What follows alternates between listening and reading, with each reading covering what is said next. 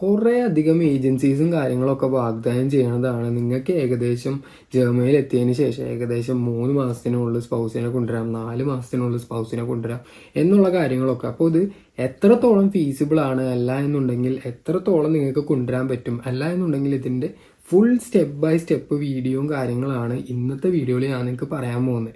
അപ്പോൾ ഈ ഒരു വീഡിയോ എടുക്കാനായിട്ട് എന്നെ സഹായിച്ചത് എൻ്റെ ഫ്രണ്ടായ നോയൽ എന്ന് പറഞ്ഞിട്ടുള്ള പുള്ളിക്കാരനാണ്.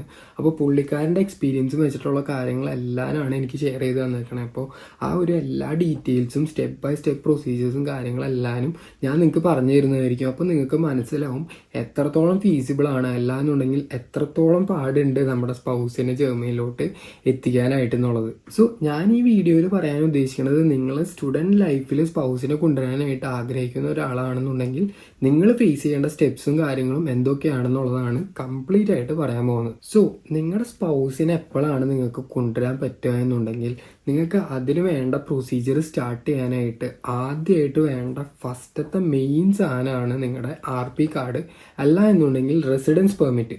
ഈ ഒരു റെസിഡൻസ് പെർമിറ്റ് എപ്പോഴാണോ നിങ്ങളുടെ കയ്യിൽ കിട്ടുന്നത് അപ്പോഴാണ് നിങ്ങളുടെ സ്പൗസിൻ്റെ വിസ പ്രൊസീജിയർ സ്റ്റാർട്ട് ചെയ്യാനായിട്ട് പറ്റുള്ളൂ. അപ്പോൾ കുറേ ആൾക്കാർ പറയുന്നുണ്ട് 3 മാസം കഴിയുമ്പോഴേക്കും നിങ്ങൾക്ക് സ്പൗസിനെ കൊണ്ടുവരാമെന്ന്. അപ്പോൾ നിങ്ങൾ ബേസിക്കലി ചിന്തിക്കുക, നിങ്ങൾ ജർമ്മനിയിലോട്ട് കയറി വരുമ്പോൾ നിങ്ങൾക്ക് വിസ ഉണ്ടാവണത് ഏകദേശം 3 മാസം കാലയളവിലാണ്. അപ്പോൾ ആ ഒരു 3 മാസം വരെ നിങ്ങൾക്ക് RP കാർഡ് ഇവിടുത്തെ ഔസ്ലാൻഡർ ബിഹോൾഡേയിൽ നിന്ന് കിട്ടില്ല. അപ്പോൾ നിങ്ങളുടെ വിസ എപ്പോഴാണോ തീരാറാവുന്നത് അപ്പോൾ നിങ്ങളുടെ ആദ്യത്തെ വിസ എക്സ്റ്റൻഷൻ കഴിഞ്ഞതിന് ശേഷം മാത്രമാണ് നിങ്ങൾക്ക് RP കാർഡ് ലഭിക്കുന്നത്. അപ്പോൾ ആദ്യത്തെ വിസ എക്സ്റ്റൻഷൻ കഴിയാനായിട്ട് ഏകദേശം 3 മാസമാണ് നിങ്ങൾക്ക് വിസ അടിച്ച് കിട്ടണമെന്നുണ്ടെങ്കിൽ 3 മാസവും 1 മാസവും കഴിഞ്ഞിട്ടാണ് നിങ്ങൾക്ക് RP കാർഡ് കിട്ടുക. അപ്പോൾ ഏകദേശം ഇപ്പം തന്നെ മനസ്സിലായെന്ന് വിചാരിക്കുന്നു, ഏകദേശം 4 മാസമെങ്കിലും എടുക്കും നിങ്ങൾക്ക് നിങ്ങളുടെ സ്പൗസിൻ്റെ വിസ പ്രൊസീജിയർ തുടങ്ങാനായിട്ട്. ഇനി വേറൊരു സിറ്റുവേഷൻ ആലോചിച്ച് നോക്കുക, നിങ്ങൾക്ക് നാട്ടിൽ നിന്ന് 6 മാസമാണ് വിസ അടിച്ച് കിട്ടുന്നത് എന്നുണ്ടെങ്കിൽ നിങ്ങളുടെ ഫസ്റ്റത്തെ വിസ എക്സ്റ്റൻഷൻ തന്നെ 6 മാസം കഴിഞ്ഞിട്ടായിരിക്കും. അപ്പോൾ ഈ ഒരു 6 മാസം കഴിഞ്ഞതിന് ശേഷമായിരിക്കും നിങ്ങൾക്ക് നിങ്ങളുടെ റെസിഡൻസ് പെർമിറ്റ് കൈ കിട്ടുന്നത്. അപ്പോൾ ഈ ഒരു 6 മാസം കഴിഞ്ഞിട്ടാണ് നിങ്ങളുടെ സ്പൗസിൻ്റെ വിസ പ്രൊസീജിയർ നിങ്ങൾക്ക് തുടങ്ങാനായിട്ട് സാധിക്കുകയുള്ളൂ. അപ്പോൾ നിങ്ങൾക്ക് ആദ്യത്തെ ക്രൈറ്റീരിയ എന്താണെന്ന് മനസ്സിലായെന്ന് വിചാരിക്കുന്നു, അത് നമ്മുടെ RP കാർഡാണ്. നമ്മുടെ ജർമ്മനിയിൽ ഈ ഒരു സ്പൗസ് വിസേനെ പറയുന്നത് ഫാമിലി റീയൂണിയൻ വിസ എന്നാണ്. ഇനി ഈ ഒരു വിസയ്ക്ക് വേണ്ടിയിട്ട് അടുത്തതായിട്ട് വേണ്ട വളരെ ഇമ്പോർട്ടൻ്റ് ആയ കാര്യമാണ് നമ്മുടെ ഒരു ഫാമിലി സ്പേസ് കാണിക്കുക എന്ന് പറയുന്നത്.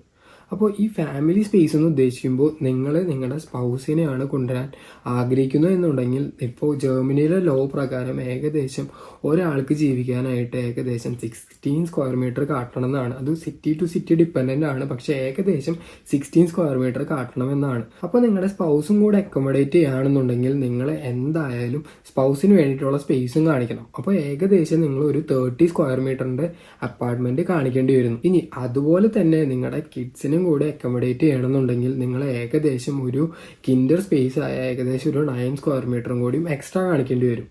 അപ്പോൾ നിങ്ങൾ ഏകദേശം എന്തോ പറയുക, ഇപ്പോൾ ഒരു 3 പേരെയാണ് നിങ്ങൾക്ക് കൊണ്ടുവരണം എന്നുണ്ടെങ്കിൽ നിങ്ങൾ എടുക്കുന്ന അപ്പാർട്ട്മെൻറ്റ് ഒരു ചുരുങ്ങിയത് 41 സ്ക്വയർ മീറ്ററെങ്കിലും വേണം. നിങ്ങളിപ്പോൾ സിറ്റി സൈഡിലാണെന്നുണ്ടെങ്കിൽ ഒരു 1500 രൂപയുടെ അടുത്തൊക്കെ ഏകദേശം റെൻറ്റ് വരും. ഇനി നിങ്ങൾ നിൽക്കുന്നത് അത്യാവശ്യം ഒരു റൂറൽ സ്പേസിലാണെന്നുണ്ടെങ്കിൽ ഏകദേശം 500 മുതൽ 700 രൂപ വരെ ആയിരിക്കും റെൻറ്റ് മാത്രമായിട്ട് അഫോർഡ് ചെയ്യേണ്ടി വരിക. അപ്പോൾ നിങ്ങൾ ശ്രദ്ധിക്കേണ്ട കാര്യം എന്ന് പറയുന്നത്, ഈ ഒരു റെൻറ്റ് എടുക്കുന്ന അപ്പാർട്ട്മെൻറ്റ് നിങ്ങൾ ഏകദേശം ഒരു 6 മാസത്തേക്കെങ്കിലും നിങ്ങൾക്ക് അഫോർഡ് ചെയ്യാനായിട്ടുള്ള പൈസ ഉണ്ടെന്ന് ഉറപ്പ് വരുത്തുക. കാരണം ഈ ഒരു പ്രൊസീജിയർ അറ്റ്ലീസ്റ്റ് ഒരു 4 മാസമെങ്കിലും നീണ്ടു നിൽക്കാനായിട്ടുള്ള സാധ്യതയുണ്ട്. സോ നിങ്ങൾക്ക് മനസ്സിലായെന്ന് വിചാരിക്കുന്നു, സ്റ്റുഡൻറ് ലൈഫിൽ സ്പൗസിനെ അക്കോമഡേറ്റ് ചെയ്യണമെന്നുണ്ടെങ്കിൽ നിങ്ങൾക്ക് ഏകദേശം ഈ ഒരു ഫാമിലി സ്പേസ് ആണ് ഏറ്റവും വലിയ ഒരു ചെലവെന്ന് പറയാനായിട്ടുള്ളത്.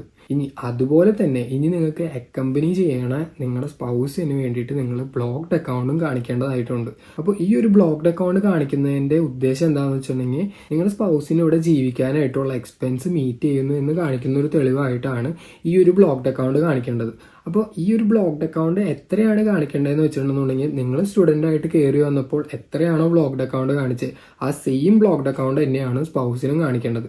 അപ്പോൾ ഇത് ഏകദേശം ഇപ്പോഴത്തെ റേറ്റ് നോക്കുകയാണെന്നുണ്ടെങ്കിൽ ഏകദേശം 11,400 രൂപയാണ് ബ്ലോക്ക്ഡ് അക്കൗണ്ട് എന്ന് പറയുന്നത്. അപ്പോൾ ഏകദേശം അത്ര രൂപ ബ്ലോക്ക്ഡ് അക്കൗണ്ട് കാണിക്കേണ്ടി വരും. ഇനി ചില സിറ്റികളിൽ ഫാമിലി റീയൂണിയൻ വിസയ്ക്ക് സ്പൗസിന് A1 സർട്ടിഫിക്കറ്റ് വേണമെന്ന് നിർബന്ധം പറയുന്നുണ്ട്. വളരെ ചുരുക്കം സിറ്റികളിൽ ഫാമിലി റീയൂണിയൻ വിസയ്ക്ക് വേണ്ടിയിട്ട് A1 സർട്ടിഫിക്കറ്റ് വേണ്ടാന്ന് പറയുന്നുണ്ട്. അപ്പോൾ ഈ ഒരു ജർമ്മൻ ലാംഗ്വേജിന്റെ സർട്ടിഫിക്കറ്റ് നിങ്ങൾ വേണോ വേണ്ടയോ എന്നുള്ളത് നിങ്ങളുടെ സിറ്റി ഡിപ്പെൻഡ് ചെയ്തിരിക്കും. സോ ഫാമിലി റീയൂണിയൻ വിസയ്ക്ക് ശ്രമിക്കുന്ന ഒരാളാണെന്നുണ്ടെങ്കിൽ നിങ്ങളുടെ മെയിൻ ചിലവ് എന്ന് പറയുന്നത് നിങ്ങൾക്ക് മനസ്സിലായെന്ന് വിചാരിക്കുന്നു. ഒരെണ്ണം അക്കോമഡേഷന്റെ ചിലവായിരിക്കും, പിന്നെ നിങ്ങളുടെ ബ്ലോക്ക്ഡ് അക്കൗണ്ടിന്റെ ചിലവായിരിക്കും. സോ നിങ്ങളുടെ റെസിഡൻസ് പെർമിറ്റും കാര്യങ്ങളും സെറ്റ് ആയി കഴിഞ്ഞിട്ടുണ്ടെന്നുണ്ടെങ്കിൽ ഇനി അടുത്ത പ്രൊസീജിയർ എന്ന് പറയുന്നത് ഏകദേശം വിസയ്ക്ക് അപ്പോയിൻമെന്റ് എടുക്കുക എന്നുള്ളതാണ്. അപ്പോൾ വിസയ്ക്ക് അപ്പോയിൻമെന്റ് എടുക്കുമ്പോൾ സ്റ്റുഡൻറ് വിസയുടെ സെയിം പ്രൊസീജിയർ തന്നെയാണ് അപ്പോയിൻമെന്റിനും. നമ്മൾ എന്തോ പറയാം, നമ്മുടെ VFSൽ ഒരു അപ്പോയിൻമെന്റ് എടുക്കുക ഫാമിലി റീയൂണിയൻ വിസയ്ക്ക് വേണ്ടിയിട്ട്. അതിന് വേണ്ട ഡോക്യുമെന്റ്സ് എന്തൊക്കെയാണോ ആ ഡോക്യുമെന്റ്സ് എല്ലാം സബ്മിറ്റ് ചെയ്യുക. ഇപ്പോൾ മെയിൻ ആയിട്ട് ഡോക്യുമെന്റ് നോക്കുകയാണെന്നുണ്ടെങ്കിൽ നമ്മുടെ മാരേജ് സർട്ടിഫിക്കറ്റ് വേണ്ടി വരും.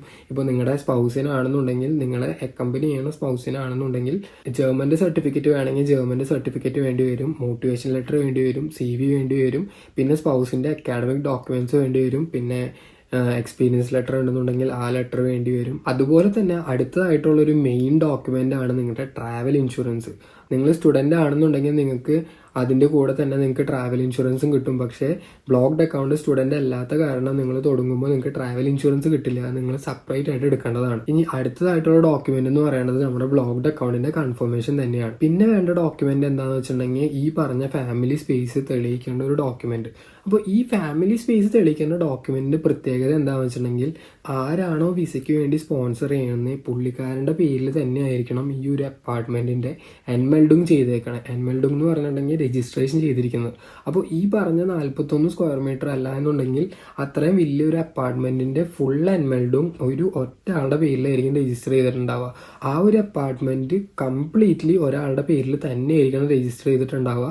ആ ഒരാള് നമ്മുടെ സ്പൗസിനെ അക്കോമഡേറ്റ് ചെയ്യുമെന്ന് പറഞ്ഞിട്ടുള്ള ഒരു ഡിക്ലറേഷൻ ഫോമും ഫില്ല് ചെയ്ത് കൊടുക്കേണ്ടതുണ്ട് കേട്ടോ. അപ്പോൾ ഇത്ര ഡോക്യുമെന്റ് ഒക്കെ നിങ്ങളുടെ കയ്യിൽ റെഡി ആണെന്നുണ്ടെങ്കിൽ നിങ്ങൾക്ക് VFSലോട്ട് അപ്പോയിൻമെന്റിന് വേണ്ടിയിട്ട് സമീപിക്കാവുന്നതാണ് കേട്ടോ.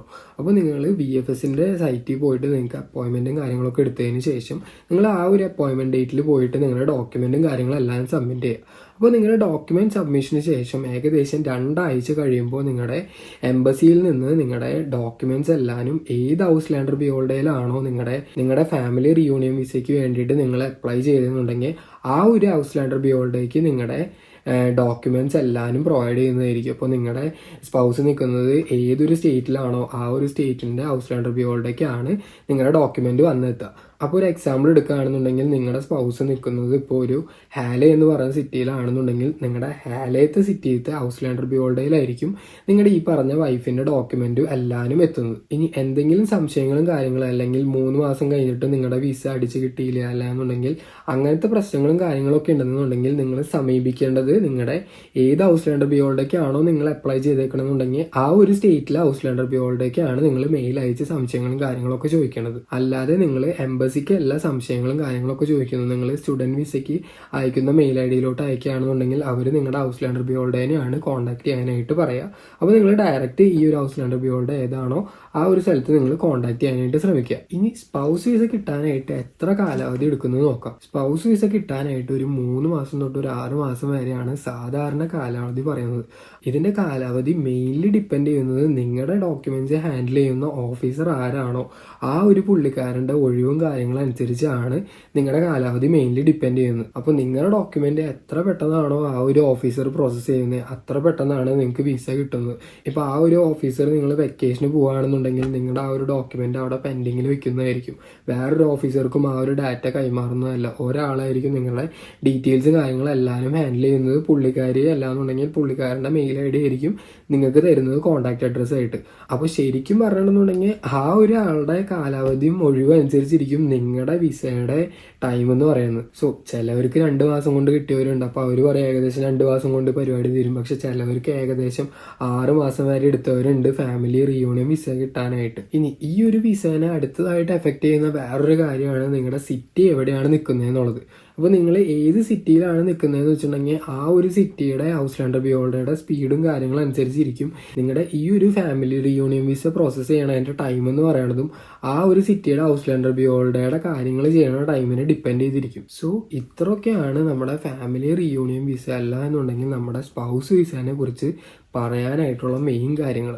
അപ്പോൾ നിങ്ങൾക്ക് മനസ്സിലായെന്ന് വിചാരിക്കുന്നു എത്ര രൂപയാണ് ഏകദേശം നിങ്ങൾ നാട്ടിൽ നിന്ന് ജർമ്മനിയിലോട്ട് നിങ്ങളുടെ വൈഫിനെ കൊണ്ടുവരണമെങ്കിൽ, അല്ലാന്നുണ്ടെങ്കിൽ നിങ്ങളുടെ ഹസ്ബൻഡിനെ കൊണ്ടുവരണമെങ്കിൽ ഉള്ള പൈസ കാര്യങ്ങൾ, പിന്നെ അതിൻ്റെ പ്രൊസീജിയേഴ്സ് ഒക്കെ മനസ്സിലായെന്ന് വിചാരിക്കുന്നു. സോ പേഴ്സണലി പറയുകയാണെന്നുണ്ടെങ്കിൽ അത്യാവശ്യം നല്ല രീതിയിൽ എക്സ്പെൻസീവ് ആയിട്ടുള്ള കാര്യമാണ് നമ്മുടെ ഒരു സ്പൗസിനെ അക്കോമഡേറ്റ് ചെയ്യുക എന്ന് പറയുന്നത്. അതും സ്റ്റുഡൻ്റ് ആയിരിക്കുന്ന ടൈമിൽ നമുക്ക് സത്യം പറഞ്ഞിട്ടുണ്ടെന്നുണ്ടെങ്കിൽ നമുക്ക് അത്ര വലിയ ഇൻകവും കാര്യങ്ങളൊന്നും ഉണ്ടാവില്ല. നമുക്ക് തന്നെ സസ്റ്റെയിൻ ചെയ്ത് പോകാവുന്ന ഇൻകമാണ് നമുക്ക് കിട്ടുക. അപ്പോൾ അതിൻ്റെ കൂടെ നമ്മുടെ സ്പൗസിനെ അക്കോമഡേറ്റ് ചെയ്യാനായിട്ട് എക്സ്ട്രാ ഇൻകം എങ്ങനെ പോയാലും നമ്മുടെ എന്താ പറയുക നാട്ടിൽ നിന്ന് ആരുടെയെങ്കിലും സപ്പോർട്ടിനായിട്ട് നമുക്ക് വേണ്ടി വരും. ഇനി സ്പൗസ് ഇവിടെ വന്നു കഴിഞ്ഞാലുള്ള ഗുണം എന്ന് പറയുന്നത് നിങ്ങളുടെ സ്പൗസ് ആരാണോ, പുള്ളിക്കാരനോ പുള്ളിക്കാരിക്കോ ഫുൾ ടൈം വർക്ക് ചെയ്യാം എന്നുള്ളതാണ് ഏറ്റവും വലിയൊരു ഗുണം എന്ന് പറയുന്നത്. സോ സ്പൗസ് വിസയ്ക്ക് വേണ്ടിയിട്ടുള്ള കാര്യങ്ങളെല്ലാം മനസ്സിലായെന്ന് വിചാരിക്കുന്നു. ഇനി എന്തെങ്കിലും സംശയങ്ങളും കാര്യങ്ങളും ഉണ്ടെന്നുണ്ടെങ്കിൽ നമ്മുടെ വാട്സപ്പ് നമ്പർ ഡിസ്ക്രിപ്ഷനിൽ കൊടുത്തിട്ടുണ്ട്, അവിടെ നിങ്ങൾക്ക് സമീപിക്കാവുന്നതാണ്. അതുപോലെ തന്നെ നിങ്ങൾക്ക് നമ്മുടെ ഇൻസ്റ്റാഗ്രാമിൻ്റെ ഐഡിയും കൊടുത്തിട്ടുണ്ട് കേട്ടോ. സോ